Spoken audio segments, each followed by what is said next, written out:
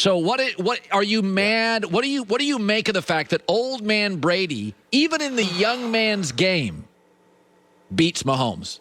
It's kind of fascinating. Well, here's what I make of it. And I two things. And neither of these things are going to be very professional, but it was not professional of you to bring up this non-story just to troll me. Number one. First of all, Joy, if you could, in the remaining 2 hours and 20 minutes on the show, try to use some of your sources to dig into the actual metrics of this to see how many of these engagements are actually from Colin Cowherd. How many is it Colin liking and reliking and liking again Brady tweets? Commenting, like, how much is that? emojis. That's first of all. Second of all, and this is the part that is not really fair to my friend Colin, but whatever. I'm not on a lot of sleep. I was at the game last night, and this is unnecessary. I would just like the audience to pretend for a moment that ranked #1 by the NFLPA in social media engagements was not Tom Brady, was not Patrick Mahomes, was, say, Baker Mayfield. Would Colin think it's a good thing? Or would Colin be like, oh, Baker, more interested in the old Twitter twatter than he is the old quarterbacking? But no, his patron Saint Brady's doing it, so it's great. It's why he's the GOAT. It's so ridiculous. I can't believe you squeezed this topic into this. It's unbelievable. But he makes a good point. If it was Baker, I may have been a little. Well, Tom's also got 6 rings, so you're allowed. When you have 7, my bad, I lost count. 7 championships, you're allowed. Times. Oh, legacy, and it's like he's a top 1 or 2 player ever. Let's move on. Kevin Durant is one of the great offensive players ever. He's got titles. He's got MVPs. He's outplayed, some would argue, LeBron in big games. But KD was so great last night. There are those that are saying maybe it was a legacy game. Where do you fall on that? Yeah, I don't think KD had anything to lose last night, but I do think he had a fair amount to gain if he gave us a transcendent performance, and he gave us more than a transcendent performance. It's the second most points he's ever had in a playoff game, off by 1 of his career high. It's the second most rebounds he's ever had. It's the most assists he's ever had. He did it all in the same game. And the most impressive number is not the 49, the 17, or the 10. It's the 48. Playing all 48 minutes when, of this generation, the only guy you've been able to rely on doing that in these spots is LeBron, who I think it's fair to say has a very different body and build than Kevin Durant. Colin, it's one of the most impressive playoff games any wing has played in the history of the league. I went through the archives this morning. I think it's better than any playoff game Larry Bird ever played. Larry had an unbelievable Game 7 against the Pistons. I think this was better. I think it's arguably better than any playoff game Kobe's ever had. And for Durant, the reason that it adds to his legacy is because we've never really seen him in this spot where he is the superhero that is outgunned and outmanned. He's only played 2 series in his career where he didn't have an MVP alongside him. The one when Russ got hurt in 2013 or 2014, and KD had to play against the Grizzlies without him and they lost. And 1 series against the Spurs without Steph in round 1 when the Warriors were clearly better. Seeing KD have to do the Jordan versus the Celtics, the LeBron versus the Warriors in 2015 with no Kyrie and no Kevin Love was enthralling. And I was there, Colin. It's the best in-person performance I've ever witnessed. And it does, when you start talking, Colin, about the best wings ever, you have LeBron, you have Michael, you have Kobe, you have Bird, and then Durant. A performance like that, I do think Durant could at some point start to elbow Bird off that wing forward Mount Rushmore. Like, I think that is absolutely in play. He played a perfect basketball game last night. So Kawhi is out for Game 5. I was telling the staff this morning, I said if players didn't have numbers, they had symbols, Kawhi would be a question mark. Personality, availability. Yeah. He's the, riddle wrapped in the enigma. You just, when he's there, he's great. You're not sure if he's there. And this morning, I just said, everything I said yesterday about Kawhi and the Clippers doesn't count because the new information has completely changed. I think now, I don't even know if he's going to play the rest of the series, but Game 5 is going to be a landslide Utah win, in my opinion. Your thoughts on his injury going forward? Well, so a couple things. One is, I think there might be some in the moment like, hey, today, now's the chance for Paul George to do what Kevin Durant did. It's totally unfair to Paul George.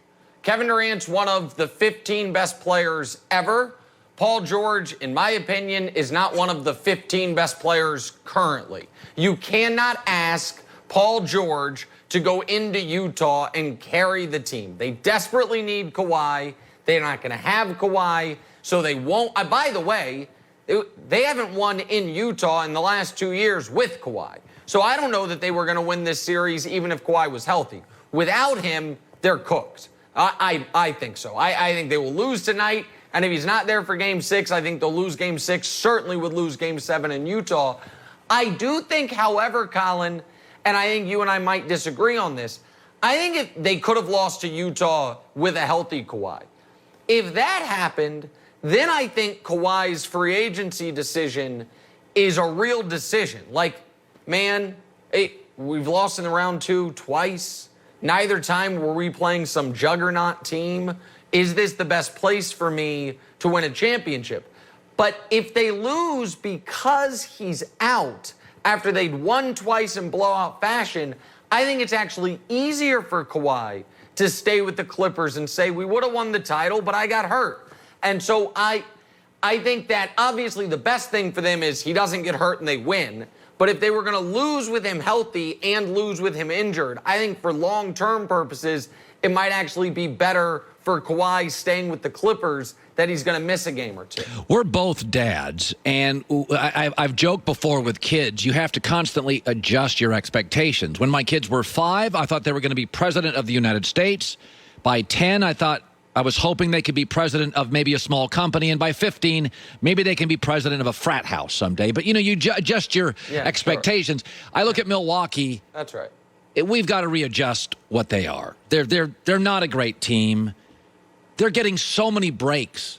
They still can't win with breaks. They're the only healthy team left. That's it. It's unbelievable. Kawhi left the everyone's East. Hurt. Yeah. Go ahead. Kawhi left the East. LeBron left the East. The Celtics unraveled. Everybody on the Nets is hurt. They're still unable to win. What are they now? Well, right now they are screwed. And I don't know. By the way, I don't think they're dead in this series because I don't know if KD can do that again. I don't expect Harden to all of a sudden be able to move. I was shocked he played last night. I was even more shocked he played 46 minutes. But that loss last night was so indefensible in every facet. Offensively, Giannis, at the end of the game, was clearly spooked out of going to the line, which is why he took the fadeaway jumper over Harden with 1:20 left instead of going to the basket. And I think it's why Barkley said it after the game. He fumbled the ball on that last possession because he was trying to rush so they wouldn't foul him. Also, James Harden is out there on one leg. How do you not attack him defensively? He's not a great perimeter defender, even a good perimeter defender, healthy. On one hamstring, it would have been every time they did it, they got a layup. I can't believe Budenholzer didn't have them do it repeatedly. And lastly, Colin, they didn't double team Kevin Durant once the entire game. I know. They only sent help his way a half dozen times, and KD took 0 jump shots when they sent help. If Jeff Green's going to beat you, Jeff Green's going to beat you. But the top 15 all-time player who is shooting flames out of his eyeballs, get the ball out of his hands. I couldn't believe it. And so if you're Milwaukee, you're like, all right, our superstar has a giant hole in his game, and our coach, year after year after year in the postseason, can't make the obvious adjustment. That's not a great place to be. Now, they are the only healthy team left. And maybe that is going to be what matters. And maybe Giannis will have a brilliant game 6. But, man, up 17 with 7 minutes left in the third, and the other team's got one guy. You can't lose that game, and they found a way to lose that game. One quick football topic. The NFLPA, the Players Association, released their first influencer hot list in 2020. Is this about Brady? What timeout? Okay, finish the story. Why do you always do this to me? Okay, so they looked at total engagements. Forget that Brady's number 1 in the league, which is kind of amazing because social media is a young person's game. He actually